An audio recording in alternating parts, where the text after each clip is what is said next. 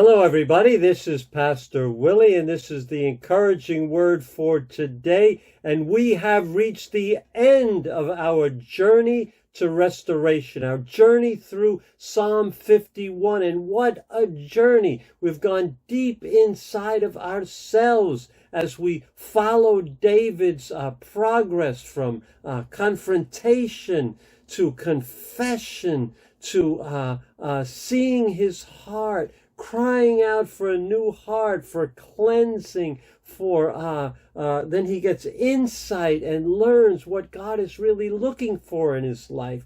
And then he becomes an example to others. What a journey.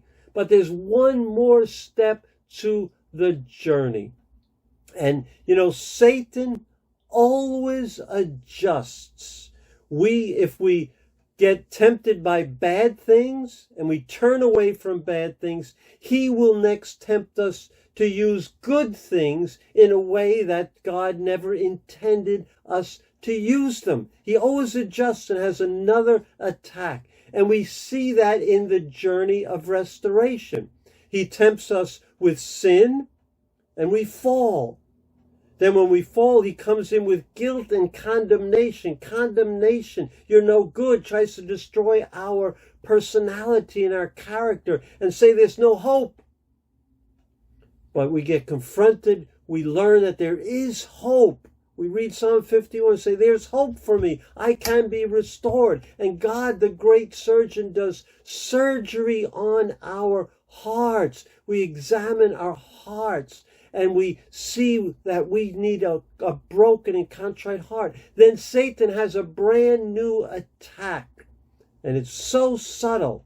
And this is what it is. We get stuck in examining ourselves. We get introspective, which means when you look inside all the time, always looking inside. And it's a dangerous place to be because we get stuck there. And it seems like we can't get out.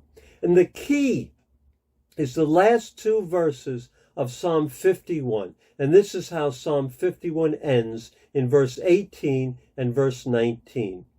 May it please you to prosper Zion, that's the people of God, to build up the walls of Jerusalem.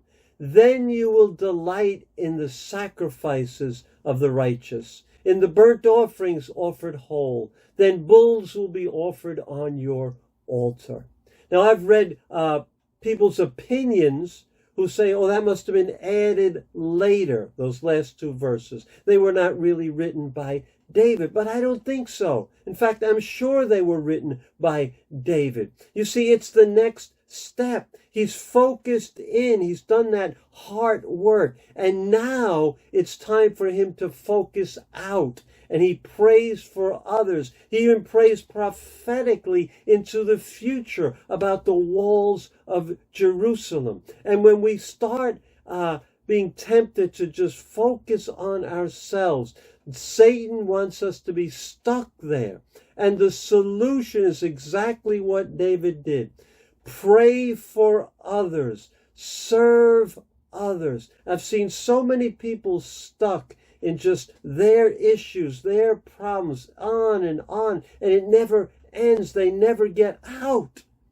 The solution is to focus out. It's a vicious trap to be caught in, but God gives us the way of escape. And David demonstrates it. He no longer is praying for himself, but he's praying for God's people.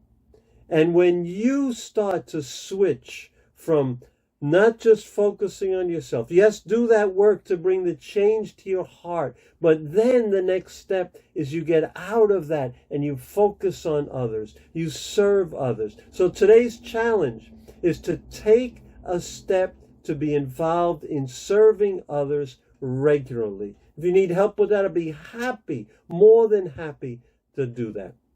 So this is the end of our journey of restoration. But a new journey is going to begin on Monday. It's going to be totally different than anything I've ever done on the encouraging word before. It's called The Journey of Faith, the Life of Abraham. We're going to dig deep in Abraham's life. We're going to take it from day one to his last day.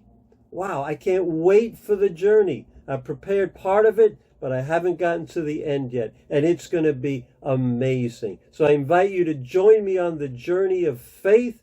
Invite others. Tell them, hey, listen, come to this journey of faith on YouTube or on Facebook.